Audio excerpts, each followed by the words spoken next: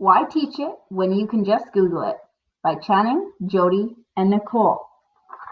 It's time to consider your teaching practices to see if they're up to snuff with this ever-changing world we are preparing our kids for, or we think we are preparing our kids for. Consider this. The one who explains learns, and the one who listens forgets promptly. Who's learning in your traditional classroom? You while you explain, or your students while they Google? The rapid change of knowledge. We are increasingly becoming a world where knowledge is obsolete. The value of memorized knowledge is dropping due to many factors. Remember this?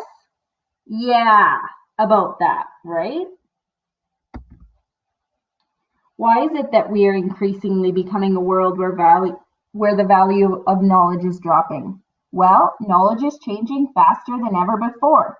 There's an expiration date on all knowledge. No longer are textbooks and teacher knowledge up-to-date resources based on the rapid change and evolution of knowledge. We need to constantly re-educate ourselves, avoid memorization, and start fact-checking to make sure we stay at the top of the knowledge food chain. Human knowledge is growing. Back in the 1900s, it took 100 years for human knowledge to double.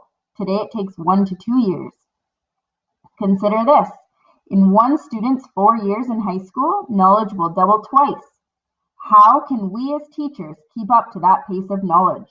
Knowledge about specifics is becoming obsolete.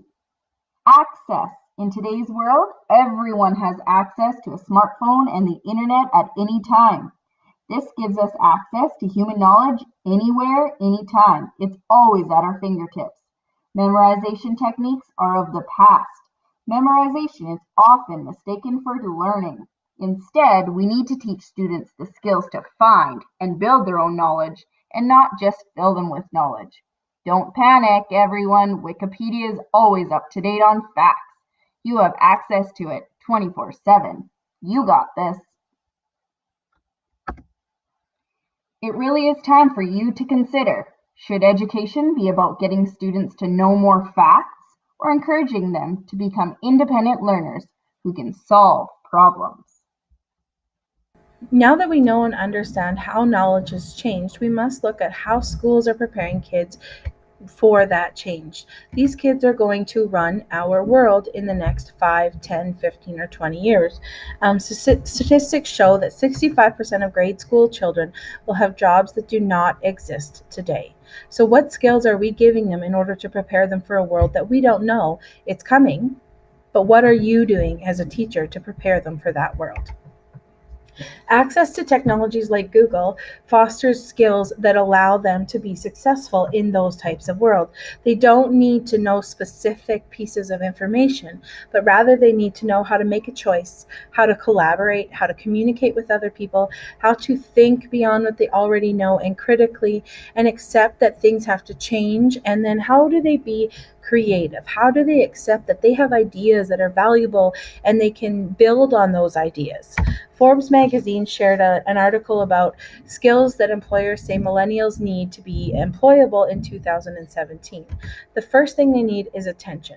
If we give students tools like Google and we give them a topic that they are interested in, we allow them to choose that and give them an opportunity to explore those interests on something like Google, we're taking away what we know as being important because it's what we as the teacher know and allowing them to decide what they feel is important.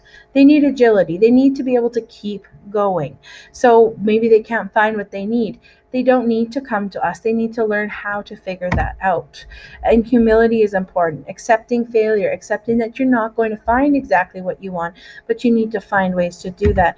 And they need more than college. Knowledge gathering is wonderful. Education is wonderful. We all have it. We seek it. But how are we giving them opportunities to use the skills they need to be successful in their future? Google is the answer. Technology efficiency.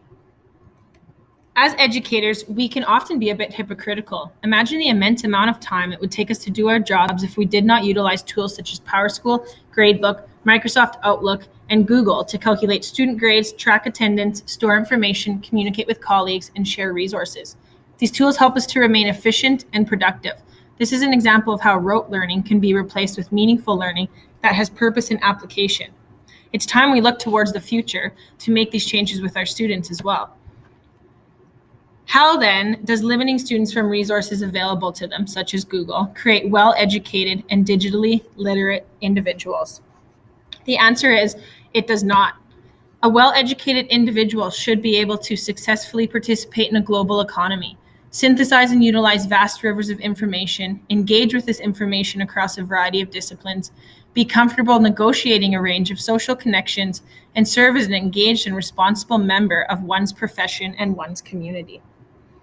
By allowing students to access tools that are readily available to them, such as Google, the opportunity for an impactful growth in the efficiency and effectiveness of society is provided. Therefore, schools should be teaching students to utilize the tools and information at their fingertips so that they can look further to enhance learning. As a result, the ability to find things out quickly and accurately should become the predominant skill. The ability to discriminate between alternatives, then put facts together to solve problems, should be critical. Plutarch got it right when he said that the mind is not a vessel that needs filling, but wood that needs igniting.